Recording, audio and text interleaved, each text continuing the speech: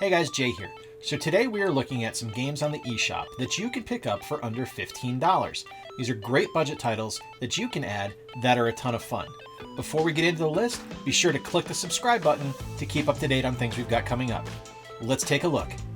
All right guys, up first we have a kind of retro demake of my favorite sport, hockey, in Super Blood Hockey.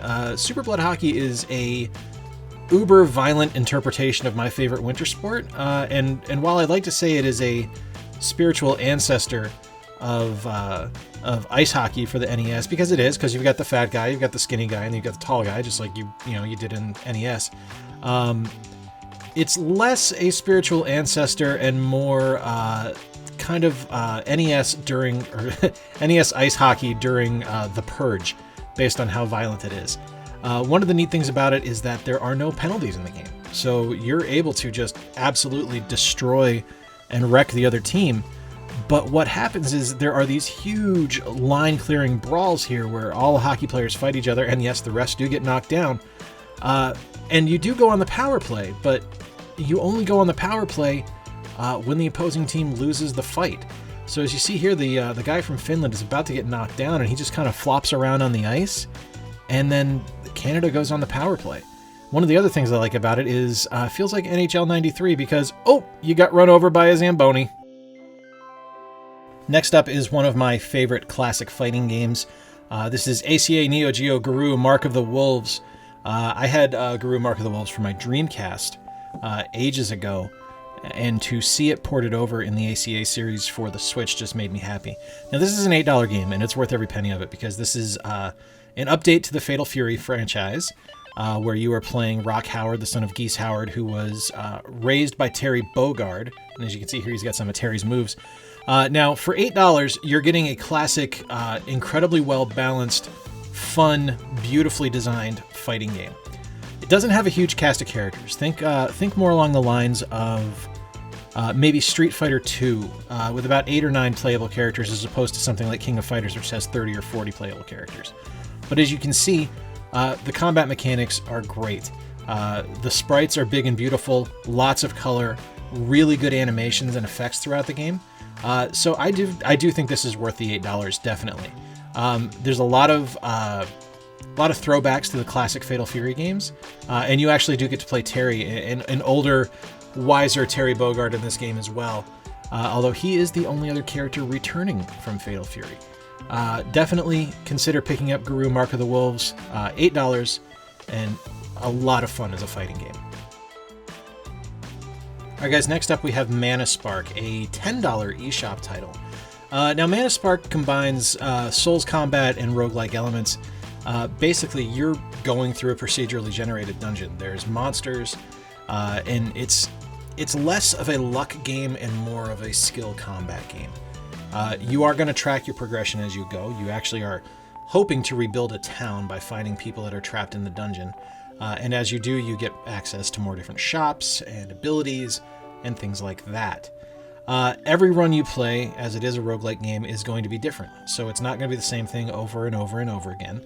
But your character is going to continue to develop. You get to design your own traps. Any combat abilities that you gain, you keep. And the same thing with any weapons.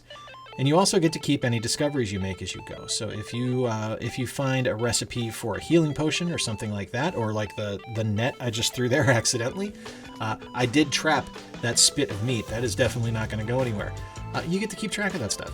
So you get to figure out the enemies as you go, which increases your abilities as you play. Spoilers, if you decide to play this, watch out for the boars. They're hardcore. They do charge. And they hurt when they hit. But the nice thing is you get to pick up their pork roast there after you defeat them and heal yourself a little bit. But Mana Spark is definitely a fun game. It's one of the games that I really enjoy, and you can find it on sale frequently. If you enjoy heist movies or heist games, I've got really good news for you. Monaco Complete Edition is a steal at $15 and makes you a thief. An incredible thief that is breaking into the Bank of Monaco and all these other incredible places to clean out the vaults, to steal the jewels, to get the treasure, and get out. It is a really, really wonderful game, single player, but as a co-op game, it's one of the best I've ever played. It is I can safely say, without hesitation, it's my favorite co-op game of recent memory. There's daily leaderboards, so as you complete levels, you get to stack up against other people to see how you do. You can drop in and drop out on online play. It's really fun. There's stealth modes. There's a ton of different characters you can play as, each with different skill sets. Here I'm playing as the lockpick, which is why I'm able to get into doors really quickly. You can get the pickpocket, which has a pet monkey that will pick up money for you. There's the mole, who can break through walls. The gentleman, who has a permanent disguise. It's such a great game. I love Monaco, and actually, as you can see here, things will eventually go sideways. More so during more so during co-op, but it's a ton of fun. Absolutely wonderful, fantastic game. What happens when you take one part Indiana Jones, one part teeny little super guy, and one part Mega Man and mix them all together? You get Sidney Hunter and the Curse of the Mayan, an 8-bit platforming throwback that is just so charming and so much fun. Now, don't let the cute visuals fool you. This game is hard. It is super difficult, it's incredibly challenging, and just a ton of fun, but it's also so rewarding, because when you finally get through that challenging stage that you weren't able to get through, you feel like you've accomplished something. Now, the game takes place in a Mayan temple, as the name would imply, and your whole goal is to go through and restore the Hob calendar.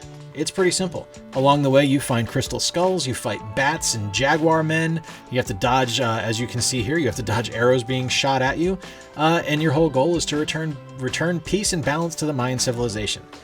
Sidney Hunter and the Curse of the Mayan is $10. It's an absolute steal, and it's perfect for you if you are a fan of classic platformers. The game is nuts. There's all kinds of stuff going on at all times. Enemies come back. They don't stay defeated, so if you leave a screen and come back, chances are you're going to have to fight them again. Do your best to make your way through the platforming and all the different temple rooms, and you too can defeat the Curse of the Mayan. Alright guys, so there you have it. 5 budget titles that you can play on the Nintendo Switch right now for under $15 a piece. If there's a particular genre that you gravitate towards, hopefully something like that was on the list. Give it a shot. I don't think you'll be disappointed. But if I could make one suggestion, I would say check out Monaco. I've been playing the game for years on Steam, and to have it portably on Switch is just wonderful. The single-player campaign is great, but where the game really shines is the utter chaos of multiplayer. Trust me, you won't be disappointed. But now I want to hear from you. What is your favorite budget release for the Nintendo eShop? Let me know in the comments down below, and I will consider checking it out for our next one of these videos. Guys, if you enjoyed the video, please do consider giving it a thumbs up for us. Lets us know how much you appreciate what we do. And I would appreciate if you gave us a subscription. And while you're at it, ring the notification bell so you can stay up to date with the uploads we have coming out. Until next time, I've been Jay. Stay square.